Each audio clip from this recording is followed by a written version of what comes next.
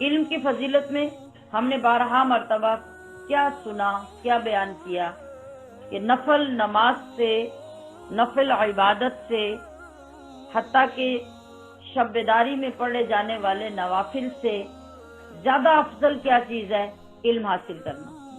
مگر کون سا علم؟ جو چیز ابھی تک آپ کے سینوں تک نہیں اتر کر پہنچی۔ علم جاننا ہوتا ہے، علم کسی چیز کی پہچان ہوتی ہے۔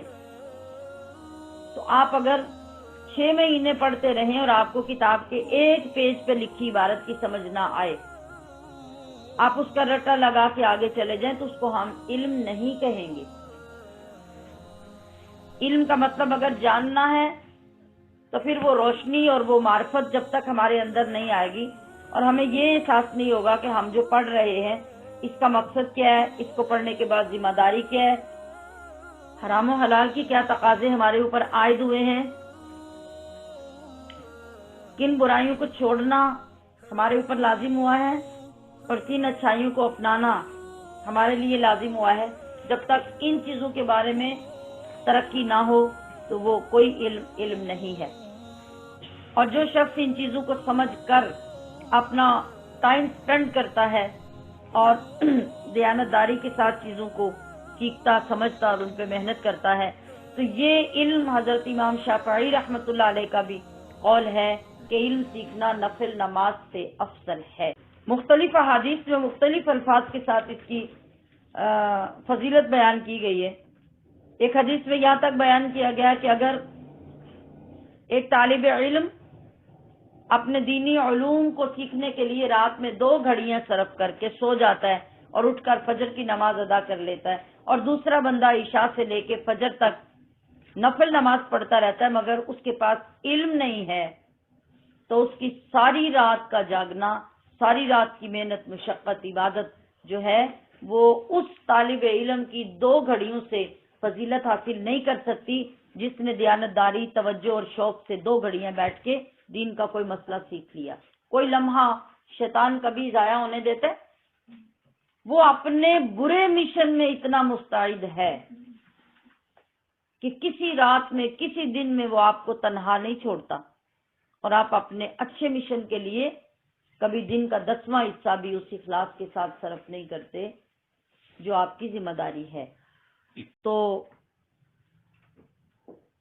حدیث شریف میں اس شخص کے لیے کس قدر خوشخبری عطا فرمائی گئی اور کتنی بڑی عظمت اس کی بیان کی گئی کہ اگر اپنی جگہ پر، اپنے مقام پر رہ کر کسی کے لیے علم حاصل کرنا پاسبل نہ ہو اور اسے سفر کر کے کسی دوسری جگہ پہ جانا پڑے تو نبی اکرم صلی اللہ علیہ وسلم نے کیا ارشاد فرمایا کہ جو شخص طلب علم کے لیے کسی راستے پہ چلتا ہے، سفر کرتا ہے، اس کے صدقے اللہ تعالیٰ اس کے لیے جنت کا راستہ آسان کر دے گا۔ اور کیا کہا گیا کہ علم میں سب سے مقدم علم کیا ہے؟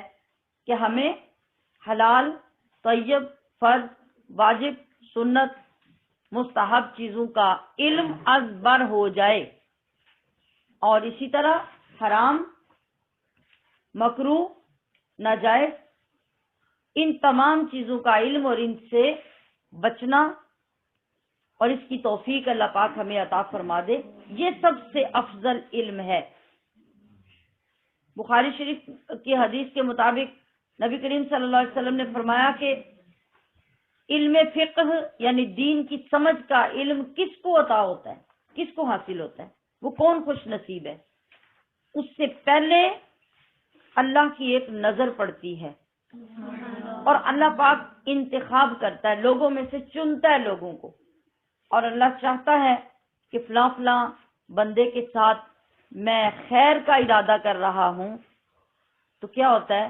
جن کے ساتھ اللہ خیر کا ارادہ کرتا ہے، حدیث پاک میں من یرید اللہ بہ خیرا یفقہہ فی الدین، اللہ اسے دین کی سمجھ بوجھ عطا کر دیتا ہے۔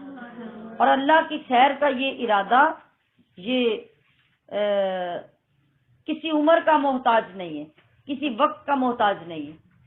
اللہ جب بھی کسی کے ساتھ ارادہ فرما لے، چاہے تو وہ 5 سال کی عمر میں فرما دے، چاہے تو وہ پیدا ہونے کے ساتھ ہی فرما دے، چاہے تو وہ 50 سال کی عمر میں فرما دے، چاہے 60 سال کی عمر میں فرما دے، یہ تو اس کی مرضی اور اس کی نظر کی بات ہے۔ اور اس نے آپ کو دین کو سمجھنے کے لیے منتخب کر کے بٹھا دیا۔ اب آگے آپ کی بھی یہی ذمہ داری ہے کہ اللہ نے تو بٹھا دیا، اب اس بیٹھنے کا حق آپ کیسے ادا کر رہے ہیں، کتنی دلچسپی، کتنی محبت سے اس کو سعادت سمجھ رہے ہیں۔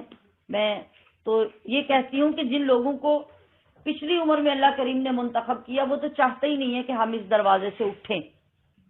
جو وقت ضائع ہو گیا اس کا کفارہ ہی یہ ہے کہ مرتے دم تک اس کے دروازے پہ کچھ نہ کچھ سیکھنے کے لیے بیٹھے رہیں، کچھ نہ کچھ بیٹھے رہیں۔ ایک لفظ سارے دن میں بھی حاصل ہو جائے، ایک جملہ نصیب ہو جائے، ایک بات پہ عمل نصیب ہو جائے، تو بس سمجھیں کہ سفر چل رہا ہے۔ اور اس سفر نے کہاں لے کے جانا ہے؟ ابھی میں نے کیا کہا کہ جو دین کے لیے، علم کے لیے چلتا رہے گا، اس کے لیے اللہ جنت کا راستہ آسان کر دے۔